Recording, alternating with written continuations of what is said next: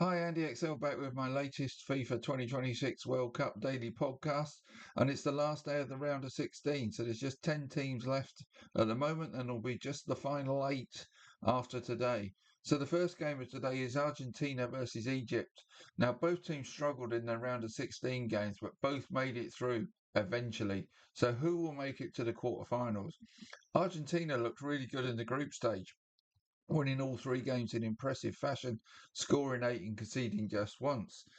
In the round of 32, they got a first half lead, courtesy of another piece of brilliance from Lionel Messi against Cap Verde, but then seemed to slip into some sort of complacent sleepwalk, believing that Cape Verde could not score against them, and it was seemingly only a matter of time before they themselves scored again. They paid the price for that complacency as the indomitable Cape Verde got an equaliser early in the second half, and that sleepwalking almost turned into a horrible nightmare as they were taken to extra time, took the lead, were equalised against again before eventually getting a winner, and waking up to the reality that they could have gone out. So they edged their way to victory. But I think that Cape Verde game is an outlier we can pretty much ignore, as the Argentinians have shown over a long period, including South American qualifying for this tournament, that they are easily the best team from that part of the world, and we should judge them more on their overall record more than one game where they took their eye off the ball. In that qualification process, they won 12, drew 2, and lost 4, scoring 31 and conceding just 10. But their over reliance on Messi is a concern as they get deep into this tournament. Talented players like Lautaro Martinez and Julian Alvarez, who's been largely used as a sub, have to do more, as do the midfield duo of Enzo Fernandez and Alexis McAllister, who seem to have carried their somewhat lacklustre club form into this tournament. And this game against Egypt is likely to be a game where the other team who has most of the possession has to make the pace, so to speak, whereas Egypt can defend and counter-attack as the underdogs in this contest.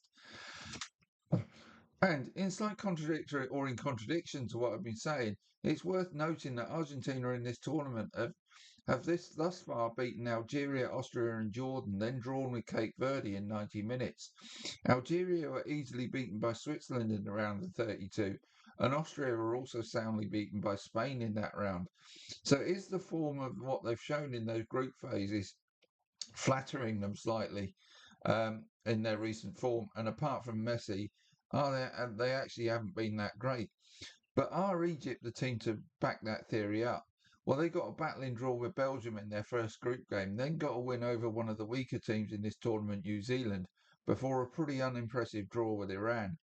Across those three games, they had just 13 shots on target, seven of those coming against New Zealand. They had just four shots on target, including extra time against Australia in the round of 32, where they needed to win a penalty shootout to progress. Excuse me. So in 90 minutes against good opposition, they were actually averaging only three shots on target a game, which just isn't enough, really. So if Argentina's form in this tournament is questionable, Egypt is just not very good. However, I do feel they are a team more suited to playing on the counter than when they're having to make the pace themselves. But can they break down this Argentinian defence? On the evidence of this tournament, I think not. If they get one goal, they would have done well and may struggle to do that.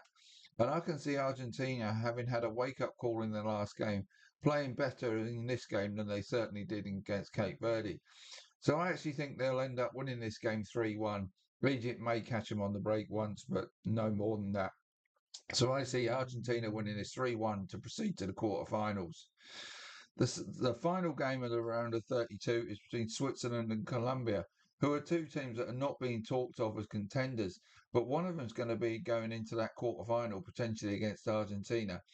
Switzerland, as you might expect, absolutely dominated Qatar in their opening game, but were let down by their finishing and got caught out by an injury time equaliser.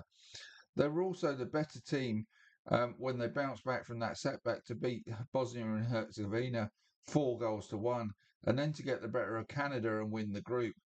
In those two games, the emergence of Johan Manzambi was a game changer for the Swiss, as they looked a pretty good team in those games, and much more potent going forward. Then they eased past Algeria, where they looked again much more potent in attack than they did in that opening game against Qatar, So this is a team who seems to be getting better as the tournament progresses. And they also qualified for this World Cup well, winning 4 of their 6 group games, scoring 14 and conceding just 2. In a group where, for instance, they beat Sweden twice with an aggregate score of 6 goals to 1. Colombia were one of the 5 teams that finished in a bunch of a distance behind Argentina in their qualifying campaign, but they did not do it in a defensive style of Ecuador or Paraguay, scoring 28 and conceding 18 in their 18 games during that process. In this tournament to date, they've played 4, won 3 and drawn 1, scoring 5 and conceding just once. And in all 4 games against Uzbekistan, DR Congo, Portugal and Ghana, they have easily had the majority of possession, which you might have expected in 3 of those games, but the one against Portugal certainly stands out in that regard. Their lack of goals, due to not taking their chances rather than not creating them, is a concern though. So they need star striker Luis Diaz, who's netted just once in this tournament so far. They need him to start firing from here on in. They have been helped by climate conditions in their first 2 games in Mexico City and then in Miami and a sweltering Kansas City for their last game. But this game will be played in the more amenable conditions of Vancouver, and those conditions may suit the Swiss very nicely here.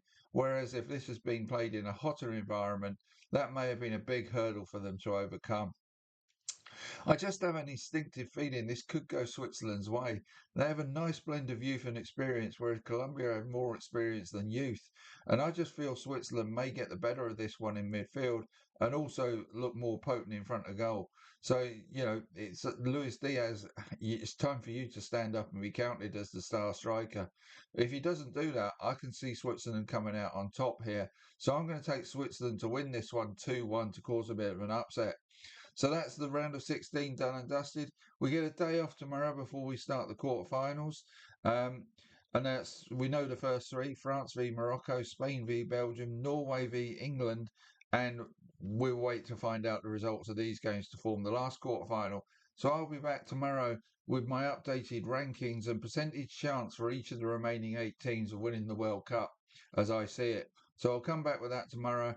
And then we'll start each day looking at each of the quarterfinals in a bit more detail than I've done the games up to date so far. So that's my agenda. Hope you enjoyed this, and I'll see you soon.